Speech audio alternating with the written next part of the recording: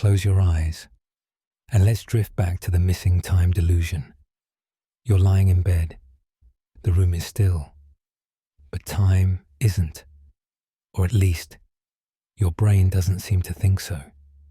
You blink, and it's 15 minutes later. You feel like you just lay down, but your alarm is already going off. Or stranger still, you think you slept through the night, but your body feels like it never even left consciousness. This is what psychologists call a missing time episode. And no, it's not just for alien abductees or bad sci-fi plots. It's real. It happens more often than you realize, and you can learn to use it. Here's the twist. Your perception of time is basically a trick your brain is playing on itself. It doesn't run on a stopwatch. It runs on events, sensory input, moments with texture. So if you reduce the number of noticeable events right before sleep, minimize light changes, reduce auditory variation, slow your breath, your brain loses grip on its sense of sequence. That's when time starts to vanish. Ever notice how when you're bored, time crawls? But when you're lost in a loop of TikToks or random YouTube deep dives, you come up for air and wonder where the past hour went. Your brain counts transitions. Take them away, and the internal clock face blurs. Now picture this. You're lying under a heavy blanket. You've dimmed the lights just enough to feel wrapped in dusk. No sudden noises. You're breathing in a low, even tempo. You're even mentally muting your own inner dialogue. And then, nothing. You blink again, and your mind's like, wait, how long was I out? You've triggered a kind of cognitive fade. Some call it a micro-blackout. In extreme cases, like during highway hypnosis, people have driven for 30 minutes without memory of the road. You're doing that, but with sleep. Here's the weird part. There's a fringe theory, still debated in neuroscience circles, that missing time might be the brain's way of skipping frames to preserve emotional equilibrium. As if the mind goes, yeah, no one needs to remember that boring 5 minutes of stillness. Let's fast forward. Scientists still argue whether this is protective or just lazy architecture. Now for the fun hack. You can simulate this missing time effect using an object.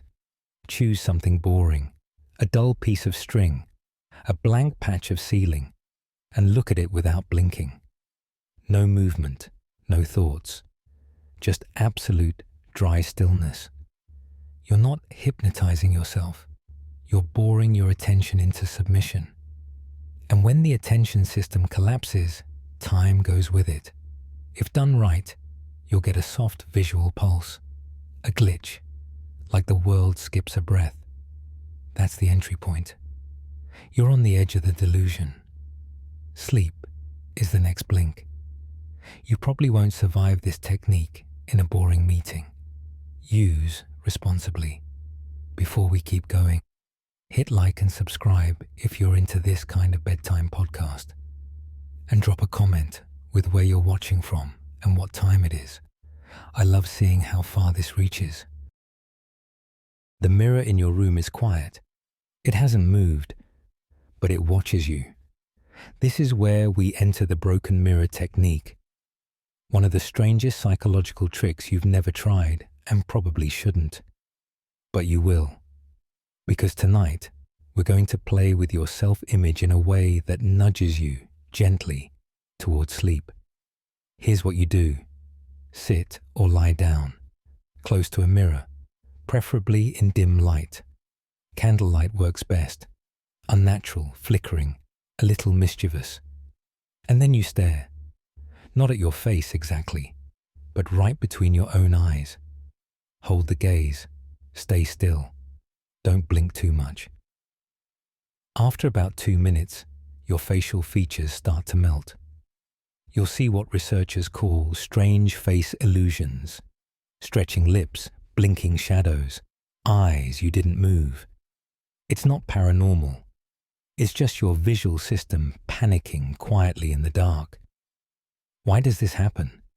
Because your brain is wired to keep a stable image of you. Your face is sacred data. But stare at it too long without micro-adjustments, no nods, no facial flexing, and your perception begins to degrade. The brain starts filling in gaps with guesses. Some call it the face hallucination effect. It feels like your reflection wants to move first. Here's where it gets useful for sleep. As your visual reality starts to fracture, very softly, like melting wax, your brain starts producing theta waves. Those are the ones you emit in early sleep, the transition zone, the twilight of consciousness. Your body thinks you're already dreaming because the world looks dreamlike.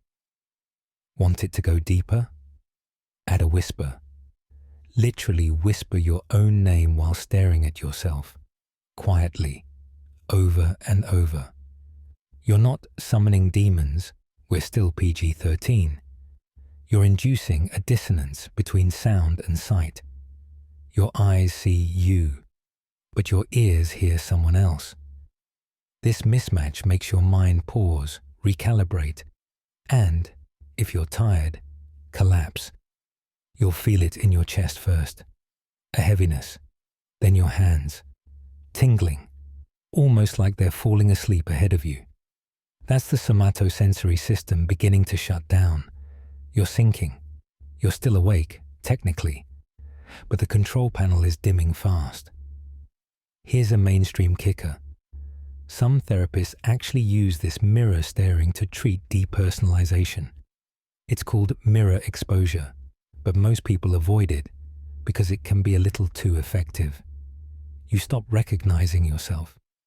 You start seeing someone else entirely, a stranger, someone drowsy, someone who probably doesn't care if you're asleep or awake. Fringe alert. In some corners of lucid dreaming forums, people say mirror staring at night pulls them into a false self, a projected identity that sometimes wakes up in the dream instead of them. Scientists still argue whether this is just pattern recognition or a glimpse into dissociative boundaries we barely understand. So next time you can't fall asleep, try meeting your own eyes in the half-light. Greet the version of you who's already dreaming, and maybe, if you stay quiet enough, they'll let you follow them in. You're alone in the room, but a voice begins to whisper. It's your own, and it's saying something you don't quite remember deciding to say. Welcome to the whisper loop effect, the second most powerful dark trick on our list, and probably the creepiest one you'll actually want to try. This method works not because it's mystical, but because it hijacks your sense of internal authorship. That's right. We're about to blur the line between your own thoughts and external influence. Gently, of course. Here's the setup. Lie down in a quiet room. Grab a recording device, your phone will do. Then, in your own voice, record a very simple phrase like, "I'm so tired," or "time to sleep now." Now lower the playback speed just a touch. Not cartoonishly slow, just slightly off. Set it on loop. Quiet, soft, but audible. Now play it back. Let it cycle, over and over. Something weird happens around the fourth or fifth repetition. The phrase no longer feels like you said it. It feels like someone is saying it to you, not in a terrifying way, in a gently commanding way, like hypnosis wearing your own pajamas. Here's the psychological meat of it. Your brain is built to detect agency. Who's speaking? Where's the source? Am I the one doing this? But when you listen to your own voice, modulated slightly, disconnected from your body, the sense of authorship gets disrupted. You stop identifying with the sound. You start obeying it. And just like that, your mental resistance lowers. In a 2005 cognitive psychology study, researchers found that people who listened to their own voice under altered playback conditions, started experiencing source confusion. They couldn't tell if what they were hearing was their own thought or an external prompt. Translation: your brain thinks a suggestion is coming from outside, even if it's just sleepy old you. That's the trick. Add one more layer and you'll deepen the trance. Time your breathing to the loop. Breathe in while the voice speaks. Breathe out during the silence. You've now wrapped your respiratory rhythm around the suggestion, like a slow mental metronome. Fringe practitioners of auditory auto-hypnosis claim that after about 10 minutes of this, the conscious mind collapses, not out of boredom, but because it's outnumbered. Too many cycles, too much repetition. The watchdog gives up. Scientists still argue whether this technique bypasses the executive function or just numbs it into surrender. But either way, the result is the same. Your thoughts slow. Your inner monologue stops arguing. You feel, for a moment, like you're not thinking at all. You're just being thought. And that's when sleep shows up. Now imagine this. The voice fades into static. You're not sure if the phrase just repeated again, or if you only remember it doing so. And your limbs, they feel like they're not really yours. They're resting, you're drifting. The whisper keeps looping. It doesn't care if you're awake anymore. That's the whisper loop. And yes, you probably won't remember hearing the last word before you fall under. You jolt awake, or at least you think you do. You sit up in bed. Everything looks normal. Same blanket, same low hum of the fridge, same sliver of hallway light seeping under the door. But something's off. The air feels too still. Your limbs are heavier than usual. The silence is too deep. And then it hits you. You haven't actually woken up. You're inside a false awakening, a dream so eerily normal. You believe it's real, until something breaks. The light switch won't work. Your phone screen glitches, or worse, you wake up again, and again, and again. This loop, it's not fiction. It's a documented sleep phenomenon, and it's one of the most unsettling, under-discussed traps your brain can spring on itself when you're not fully surrendered to rest. But what if we turned it into a tool? Here's how it works. When you're on the edge of sleep, what scientists call hypnagogia, your brain is unusually suggestible. It can project fully vivid imagery based on the slightest cues. Ever drift off and feel like you just tripped downstairs? That's your brain testing gravity in a simulation. Same with false awakenings. The brain generates an internal reality rehearsal to convince you it's done sleeping, even if it's not. Want to trigger one? Try this. Right before bed, tell yourself, out loud, I will wake up inside my dream. Sounds silly. Sounds like something you'd hear in a teenage lucid dreaming forum. But this is a basic form of dream priming. You're planting a procedural memory. You're rehearsing awareness. And the brain, cheeky as ever, sometimes complies. During a false awakening, your cognitive gatekeepers are mostly asleep, but your sensory detail is dialed up to 11. You can feel the coolness of the sheets, hear faint street noise, even read things, which is rare in normal dreams. The simulation is terrifyingly precise until it's not. And that's when you realize, wait, didn't I just wake up? The twist? If you embrace the loop, don't fight it, don't panic. You can actually use it. Instead of trying to wake up, let the loop drift. Treat it like a current. Don't stand up in the dream. Sink into it. Let it carry you deeper. It's the mental equivalent of rolling over and letting sleep finish what it started. Mainstream fact? false awakenings often occur during fragmented REM sleep, especially when you're sleep-deprived or stressed. Fringe fact: some long-term lucid dreamers claim they can stack false awakenings like rooms inside a dream hotel. Scientists still argue whether this is a form of micro-awakening or just dream state memory layering gone rogue. Either way, you win. Because each time you wake up in your dream, you're already deeper in.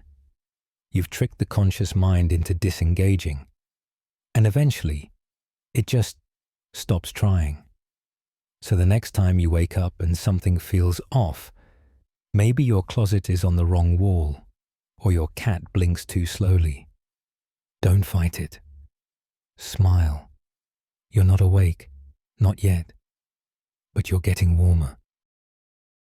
You remember that thing that made your heart race earlier today. Maybe it was a text you didn't answer, a close call while driving, that one moment in a conversation where you smiled but secretly wanted to disappear. Good news, you can use that. Bad news, your brain already is. This section is about the emotional misattribution hack, and it's sneakier than it sounds. You see, emotions don't come with name tags. Your body reacts, pounding heart, warm cheeks, shallow breath, but your brain has to guess why it's reacting, and half the time it guesses wrong, especially at night. That's where we start. Ever lie in bed with your heart thumping and suddenly think, oh no, why am I anxious? But you're not. You're just excited, or caffeinated, or your blanket's too thick. But your brain, in its dramatic wisdom, assigns meaning to that arousal. And often, the meaning is doom. Here's the twist. If you flip the script, intentionally mislabel that bodily tension as something else, you can nudge your mind toward relaxation. Instead of saying, I'm nervous, try whispering, I'm thrilled, or I'm ready to rest. No joke. That simple reframe reroutes your nervous system's autopilot. Mainstream psychology calls this affect labeling, the practice of naming an emotion to tame it. But in this darker version, you misname it. Not to deceive yourself, but to trick the system into relaxing. You're giving your adrenaline a bedtime story.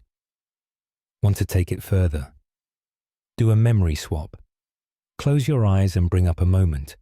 Not from today, not recent, when you felt a rush. Roller coaster. First kiss. Jumping into cold water. Replay the moment in your chest. Not your mind, your body. Let it echo. Now, mentally relocate that energy. Don't name it. Don't chase it. Just let it sit behind your ribcage like a low vibration. And tell yourself, this is what it feels like to get sleepy. That's the lie. But it works. Here's a quirky one. In a 2014 experiment, participants were told their hearts were beating faster because they'd taken a calming drug. They hadn't. Those people reported less anxiety and more sleepiness than those who were given no explanation. Scientists still argue whether this is placebo or a full-on reprogramming of the threat detection system. Fringe circles take it even further. Some lucid dreamers and sleep hackers claim that you can inject feelings from earlier in the day, like adrenaline bursts, into your sleep cycle, as a kind of launch pad.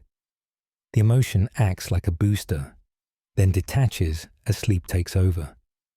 You're not chasing comfort, you're redirecting chaos. So next time you feel that restless buzz before bed, don't silence it.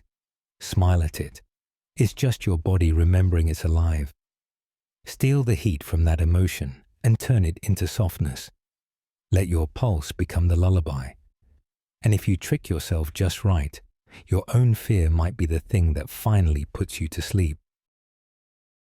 You're tucked in, safe, still, and yet you feel watched. Don't worry, this isn't a horror story. It's your nervous system doing what it's built to do: scan, detect, guard. But in this moment, we're going to flip that instinct on its back and turn it into a sleep switch. Welcome to the warm threat trick, a paradoxical psychological phenomenon where feeling both protected and exposed at the same time can push your brain into an override mode that ends in total stillness.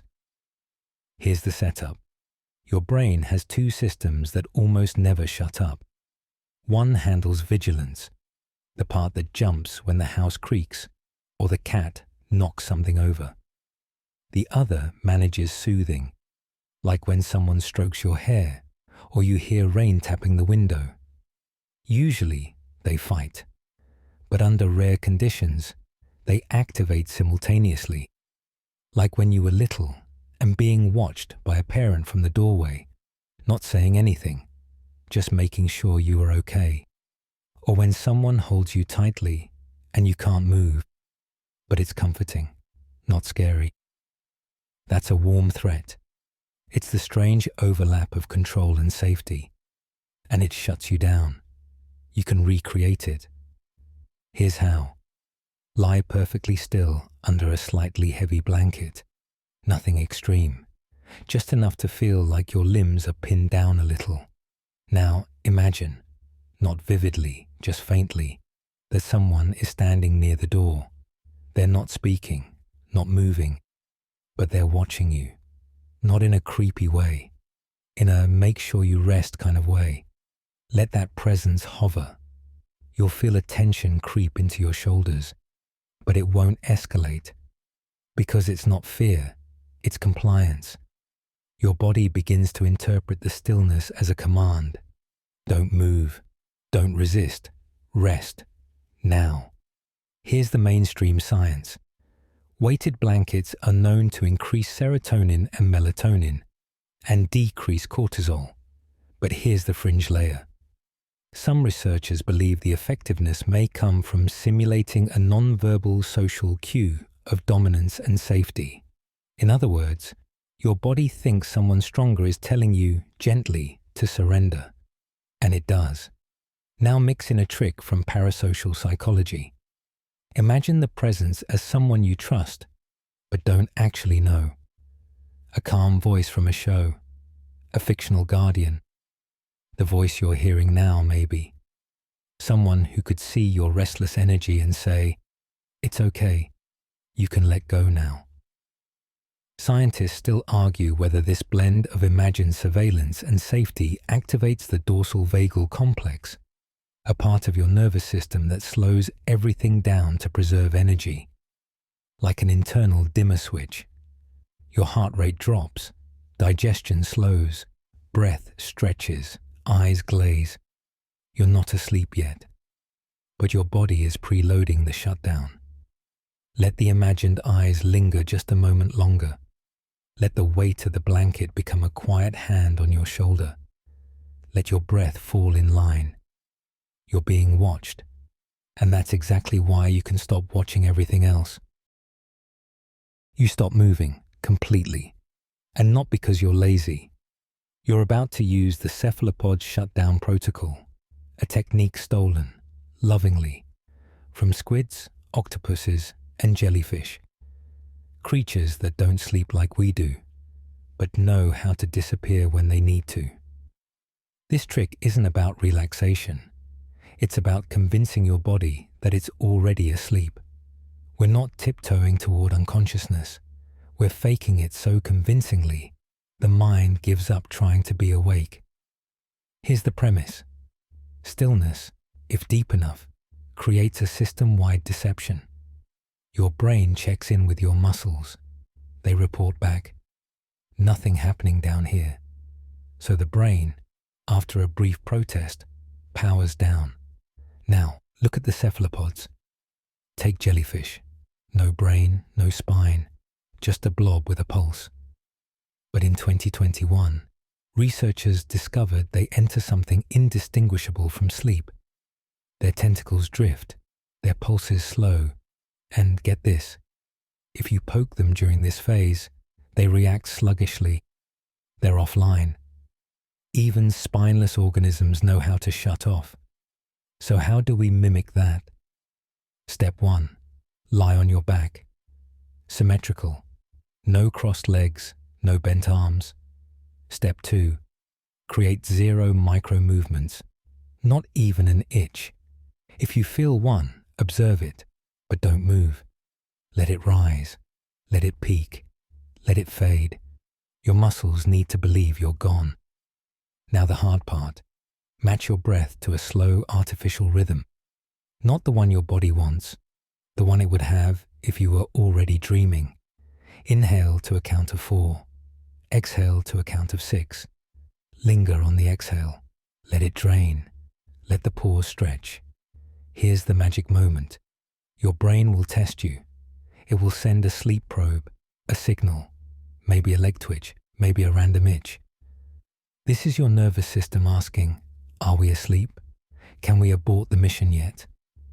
Don't answer. Not with movement, not with thought.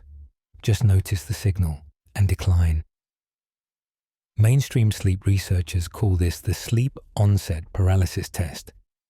Your body needs to verify that you're safe before it turns off the lights.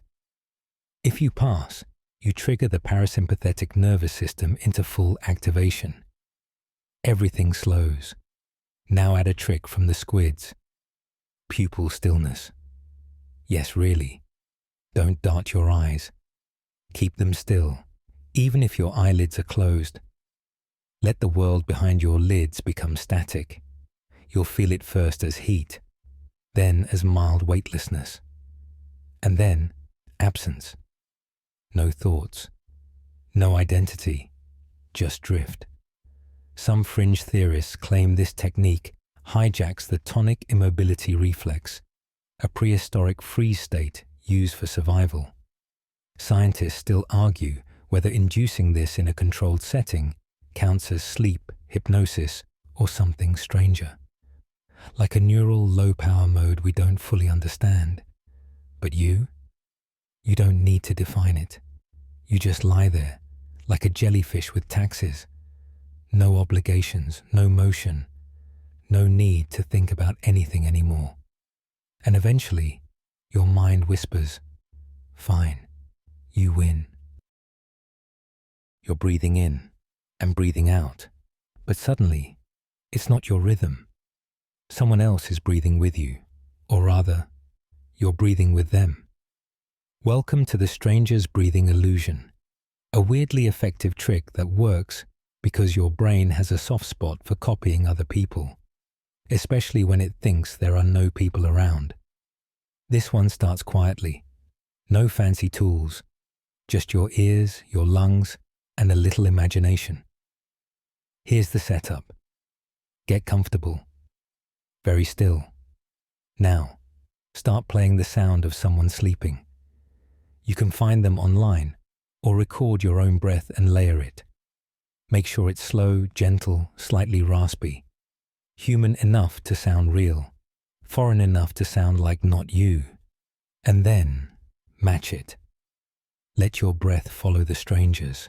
Let your chest rise when theirs does. Exhale with them, again and again. After a few minutes, something shifts. You stop leading. You stop even thinking about your own breath. You're being carried, like floating in a lazy river of someone else's rhythm.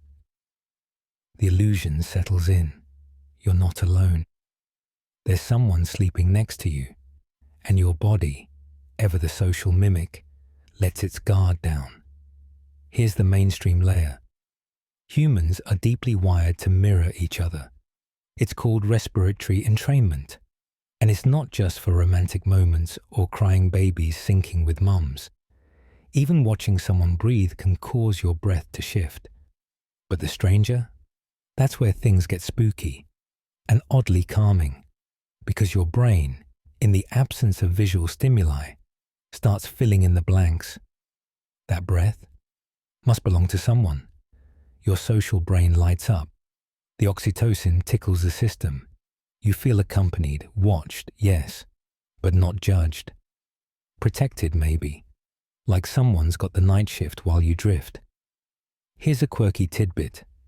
In certain meditation retreats, practitioners sit in silence for hours, just syncing their breath with others around them.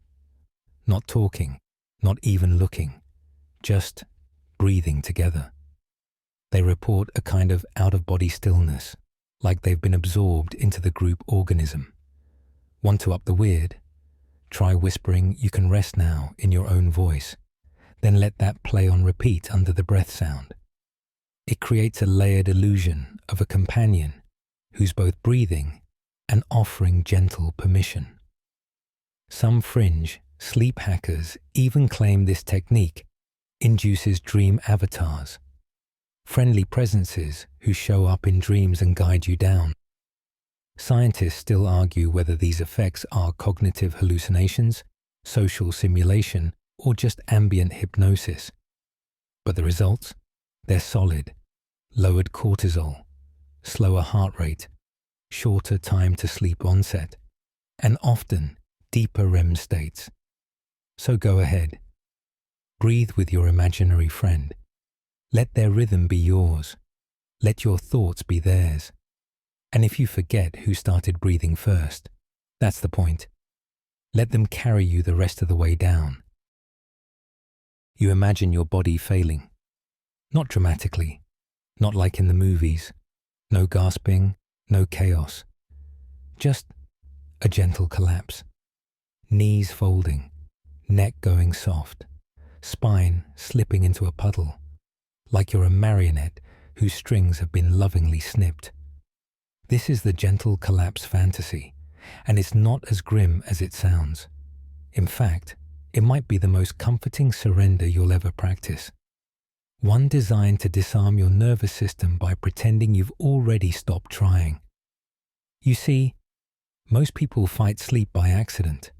They think they're relaxing, but their brain is still performing it.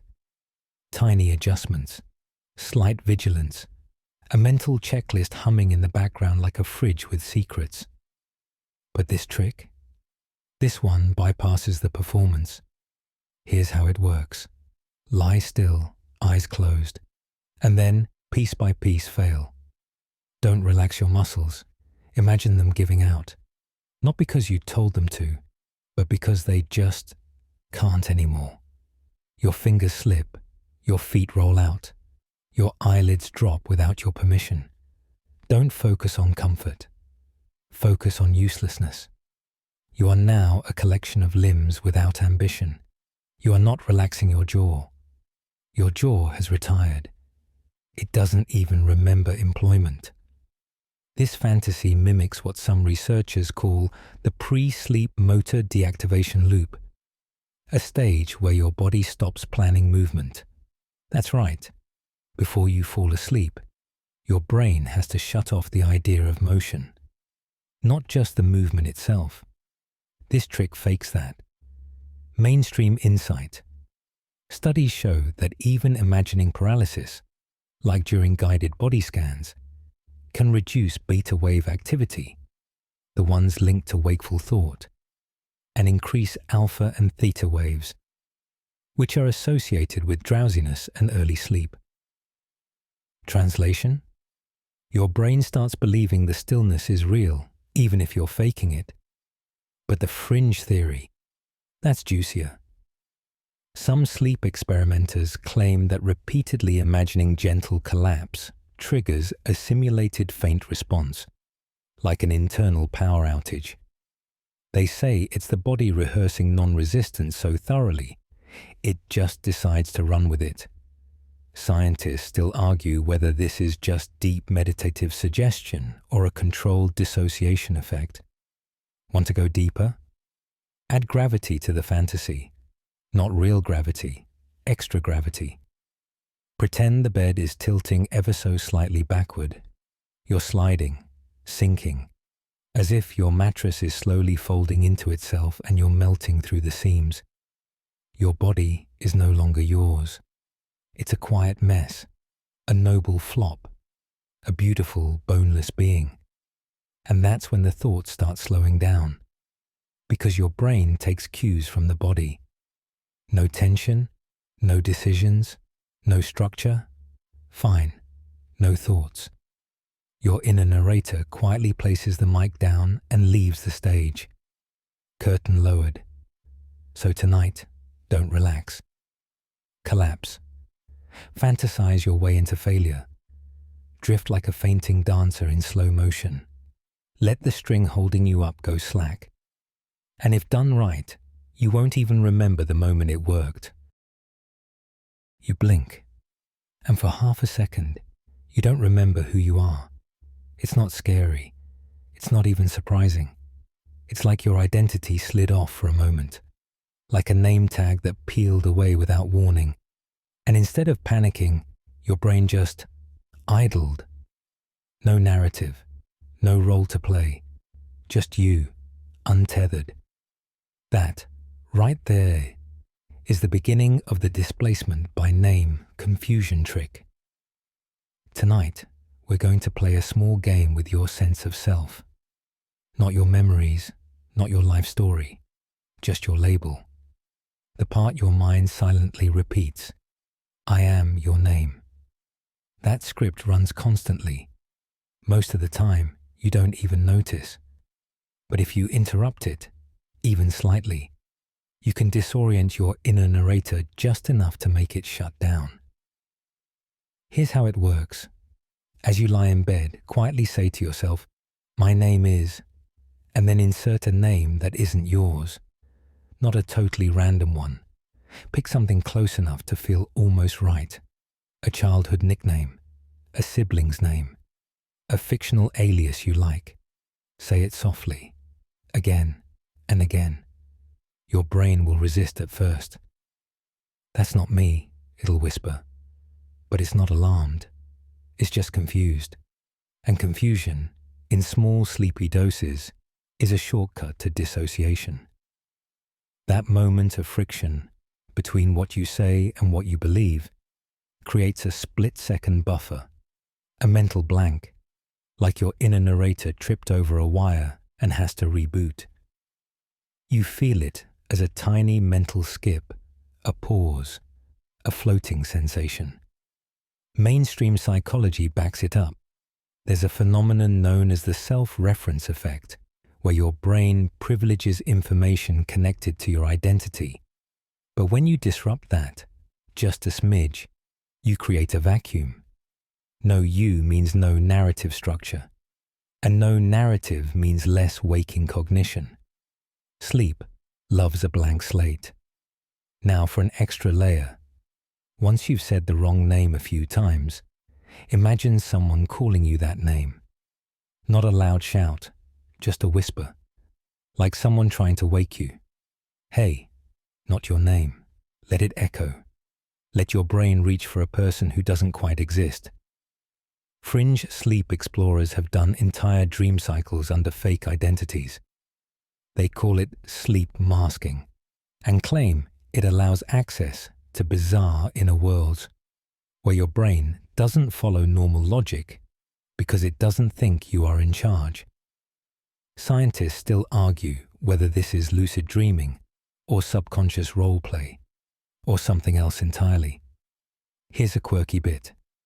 In some studies on Alzheimer's patients, those who temporarily forget their names often enter calmer, less anxious states.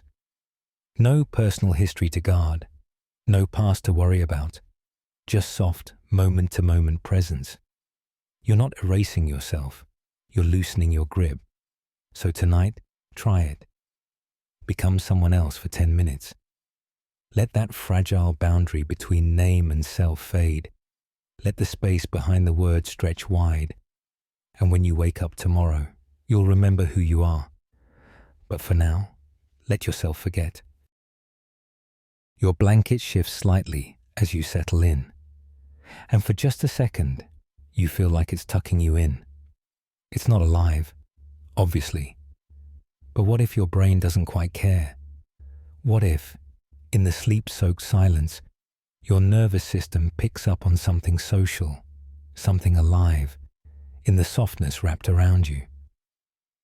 Welcome to the sentient blanket phenomenon, a subtle but strangely powerful trick where you treat your bedding like a trusted companion. And in doing so, trick your brain into releasing a chemical cocktail usually reserved for people you really like. Here's the weird truth. Your brain responds to perceived presence more than actual presence. Ever feel watched when no one's there? Or comforted by an object just because it feels familiar? That's not delusion. It's pattern recognition, stretched just far enough to activate the social brain. And when the social brain lights up, oxytocin, the bonding hormone, the one that says, you're safe here, you're home. Here's how to play into it. Start by giving your blanket a personality. Not a big one, not a talking cartoon quilt, just a mood. Maybe it's a sleepy old guardian who only wakes up when you lie down.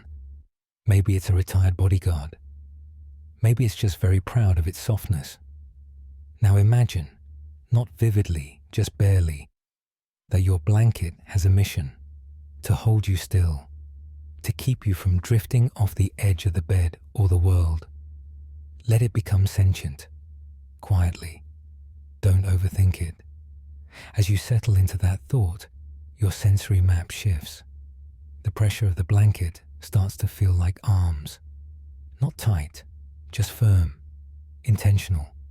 And your body, primitive as ever, doesn't bother to check the source. It just thinks, oh, someone's here. Someone I trust. Here's the mainstream nugget. Studies show that weighted blankets can reduce anxiety by activating deep pressure touch receptors. But some researchers believe the real benefit comes from triggering the social touch network, a set of neurons tuned specifically to affectionate contact. But here's the fringe flavor. Some sleep experimenters report dreaming with their blankets as companions, guides even. One particularly unverified claim involves someone whose quilt showed up in a dream as a creature named Patch that walked them through a memory. Scientists still argue whether this is confabulation, lucid projection, or simple attachment psychology running wild. Want to test it further? Try this. Before you sleep, say aloud, "Take care of me tonight." Direct it to your blanket, out loud. Yes, really, you'll feel ridiculous for about 3 seconds. Then your brain will quietly, sheepishly accept it. You've handed over the reins. You're no longer responsible for your own stillness. Something else, someone else, is holding you. That's the moment, the surrender. So tonight, don't just wrap yourself up. Let the blanket do the wrapping. Let it do the watching. Let it think for you. It doesn't care about your to-do list or tomorrow's weather. It just wants you to rest. You catch a scent, faint, familiar, but you can't place it. It's soft. Maybe vanilla. Maybe warm laundry. Maybe a trace of someone you used to know. It disappears almost immediately, but something in you eases, as if your entire nervous system just exhaled. This is the scent echo manipulation, a psychological trick that taps into your brain's most ancient, least logical sensory system, smell. Not just for comfort, but to lure your mind into sleep by quietly resurrecting emotional ghosts. Here's the trick. You're not smelling the present. You're conjuring an echo, a memory fragment that smells like it should exist. And if you play your cards right, your brain won't know the difference. Smell is wired directly into the limbic system, the part of your brain that handles emotion and memory. There's no translation layer, no thinking. That's why a single whiff of cinnamon can make you feel like you're 8 years old at grandma's house, even if you haven't seen a cinnamon stick since the Obama administration. Now, here's how you hijack that. Find a scent that doesn't belong to your current bedtime routine. Something unusual but tied to warmth. An old perfume, a certain soap, a specific food. Spray it once near your pillow, not every night. just enough to plant the association. Then remove it. Let the absence do the work. Next time you lie down, pretend it's there. Close your eyes and imagine the scent filling the room. Your brain, bless it, will often fill in the blanks. It's called olfactory imagery, and studies have shown that even imagining a smell can light up your brain's odor processing centers. You're sniffing nostalgia out of thin air. Mainstream sleep research confirms scent impacts sleep quality. Lavender, vetiver, chamomile, they all work because they're tied to safety and memory. But here's the fringe move. Link the scent to fictional safety. Make it up. Say the smell is from a childhood you never had, a cabin in the woods, the shoulder of someone who loved you in a dream. Build a memory around the scent that never existed, and every time you imagine it, the body reacts the same way it would to a real one. Fringe communities, especially lucid dreamers, use this to plant dream entry points. They claim that certain phantom scents, when imagined nightly, become portals that open up specific dream landscapes. Scientists still argue whether this is real olfactory hallucination or just very vivid memory weaving. Here's the fun part. Your sense of smell weakens as you fall asleep, which means this echo effect is strongest right before unconsciousness. It's like a lullaby your body can't hear, but your brain keeps humming. So tonight, choose your ghost. Light a scented candle for 3 minutes, then blow it out. Let the trace fade, then lie down and imagine it's still here. Let your lungs chase something they'll never quite catch. And as they chase, your mind will wander, and then it will fall. You're lying there and your brain won't shut up. It's pacing. It's listing things. It's pulling up that awkward text from 6 years ago, that thing you said at work, that bill you forgot to pay. You ask it to stop, and it doesn't. It's like you're trapped in a negotiation with a wild animal. So treat it like one. Welcome to the internal hostage negotiation. A slightly absurd, incredibly effective trick where you stop trying to silence your mind and start talking it down. Like a sleep-deprived cop in a late-night thriller, except you're both the cop and the criminal, and neither of you had coffee. Here's how it works. Instead of resisting the noise in your head, externalize it. Give your thoughts a face, a name. Make them someone or something you can reason with. Maybe your mind is a raccoon in a trench coat. Maybe it's a dramatic theatre kid. Maybe it's a stressed-out lawyer who's still going over your closing arguments from 3rd grade. Doesn't matter. Just don't pretend it's you. That's where people get stuck. You can't win an argument with yourself, but you can outwit a fictional diva. Now, start the negotiation. Out loud or in a whisper, say something like, "Look, I get it. You're trying to keep me safe. But right now, I need 10 minutes of silence. You can talk again in the morning." Then pause. Wait for the pushback. It always comes. A stray thought, a mental image, maybe even a song lyric that barges in uninvited. That's okay. That's your hostage taker testing your resolve. Now calmly respond. Noted, you're not wrong, but we're tired. Let's reconvene later. This isn't a good time. Feels ridiculous, right? Good. That's the point. Mainstream psychology calls this cognitive diffusion, distancing yourself from your thoughts by treating them as separate, not sacred. You're not erasing them, you're unhooking them, letting them float past like bored clouds. And here's the kicker, your brain listens. Because once the inner chatter becomes a character, it loses authority. It becomes part of the story, not the storyteller. Want to level it up? Picture your mind as being behind glass. You can see it, hear it, but it's on the other side of the interrogation room. You can choose when to listen. You have the clipboard now. Some fringe neurobehavioral circles actually coach this technique as a form of pre-sleep roleplay therapy, encouraging insomniacs to visualize their anxious brain as a rogue AI or a fussy toddler.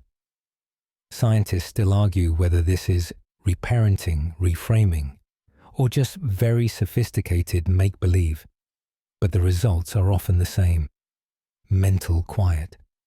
Here's the twist. Once you start doing this nightly, the hostage taker gets lazy. It starts skipping its shift. You don't even have to negotiate anymore. You lie down, and it doesn't show up. You've made it boring to perform. So tonight, don't fight your thoughts. Sit across from them, offer them tea, nod sympathetically, and when they finally run out of demands, tell them, "Thanks for sharing. We'll talk tomorrow." And then, close the door. You remember something. A summer, a yellow kitchen, the sound of a fan spinning lazily above you, someone humming a song you haven't heard in years. You can almost smell the toast, see the sunlight through lace curtains. It feels so real. But here's the twist. It never happened. Welcome to the non-existent memory trick, a technique that's part imagination, part cognitive trapdoor. Tonight, we're going to plant a memory, something cozy, something soft, something that belongs to someone, and then we're going to let your brain curl up in it, like a warm, borrowed coat. Because the truth is, your brain doesn't care if a memory is real. It cares if it's believable. And it will give you the same emotional rewards whether the moment came from your actual past or from a sleepy little scene you invented on the spot. Start here. Lie still. Close your eyes and pick one element, a texture, a smell, a phrase. Maybe it's, "She used to tuck my hair behind my ear." You don't know who she is. Maybe there never was a she. Doesn't matter. Say it softly to yourself and let the details bloom around it. Fill in the blanks slowly, the shape of the room, the sounds outside, the exact mug on the counter. Let your mind build the scene with painter's patience. And soon your body starts reacting, not as a viewer, but as a participant. You're not imagining it. You're remembering it. That's how it feels. Here's the psychological engine at work. Your brain is a prediction machine. When you think about the past, it reconstructs, doesn't retrieve. And when you invent a fake memory vividly enough, it uses the exact same neural pathways. This is known as memory reconsolidation. And yes, it's been experimentally confirmed. False memories can emotionally feel more soothing than real ones, especially if they're built for that purpose. Want to push it further? Add something tender, not dramatic, just gentle. A glance from someone who mattered, a warm plate set down in front of you, a breeze through a screen door while someone told you to go lie down. The brain eats this up. Fringe lucid dreamers have taken this technique and turned it into a nightly ritual. They call it memory seeding. They plant a fake, emotionally calibrated scene just before bed, hoping it grows into a dream. And more often than you'd think, it does. Scientists still argue whether this is narrative spillover or emotional priming. Either way, the dreams tend to be deeper, slower, kinder. And here's the payoff. Your body doesn't question the safety of the memory. If it feels real, it is real enough to induce calm. Melatonin rises. The amygdala goes quiet. You're wrapped in something soft and ancient, even if it was born 5 minutes ago. So tonight, don't rummage through the attic of your real past. Build a new one. Design it like a sleepy little short film just for you. And when your brain settles into that memory like it's been there 1,000 times, you'll already be gone. You're halfway through a thought, and then you forget where it was going. You reach for the next word in the sentence, and it slips away. You try to remember what you were just thinking about, and realize you don't care. You're done. That's the quiet power of the anti-closure technique, a strange, elegant way to outwit your mind's most persistent engine, the need to finish things, stories, sentences, problems, even the ones you didn't mean to start. Here's the premise. Your brain hates open loops. Unanswered questions keep it awake. That's why cliffhangers work, why you can't stop thinking about the one email you didn't send. But what if we use that flaw against it? Instead of completing your thoughts, you dangle them.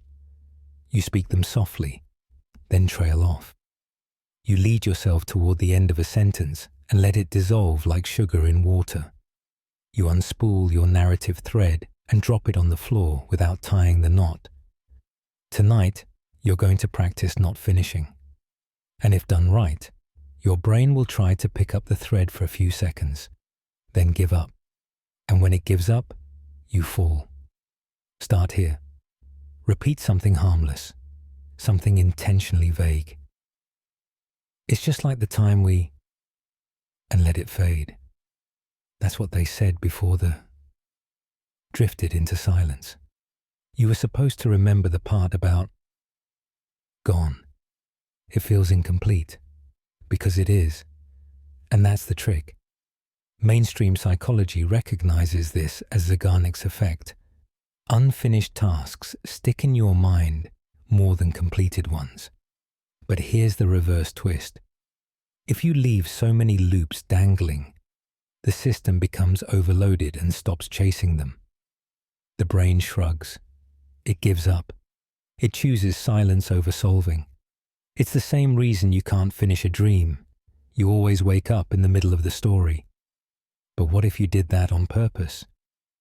Fringe sleep explorers use this technique as part of verbal fade training, where they practice whispering incomplete nonsense stories until they slur into sleep. Some claim this mimics the early stages of sleep speech, those fragmented phrases people mutter seconds before they drop off. Scientists still argue whether these fragments are broken sentences or glimpses of dream logic forming ahead of consciousness. Want to test it? Try telling yourself a bedtime story where no one has names, nothing has a plot, and nothing resolves. There once was a room with no corners, and in the center was a bowl that always stayed empty, except for the nights when, leave it, don't finish it, let the sentence dissolve. Each unfinished line becomes static, a pause, a soft cliff with no edge. The thoughts trip and then stop. So tonight, let your thoughts wander. Don't cage them, don't correct them. Let them break off mid-step, half said, softly dropped. And soon, you'll realize you've forgotten what you were even trying to say. And now, a final wind down, just for you. Your breath slows. Your limbs forget where they are. The edge of the bed blurs. The ceiling fades into shadow, then into nothing. Your mind quiets, not because it has no thoughts left, but because none of them need to be chased anymore. You did enough. You let go. There's nowhere to go now. Just stay here. Sink, float, disappear for a little while. Sweet dreams.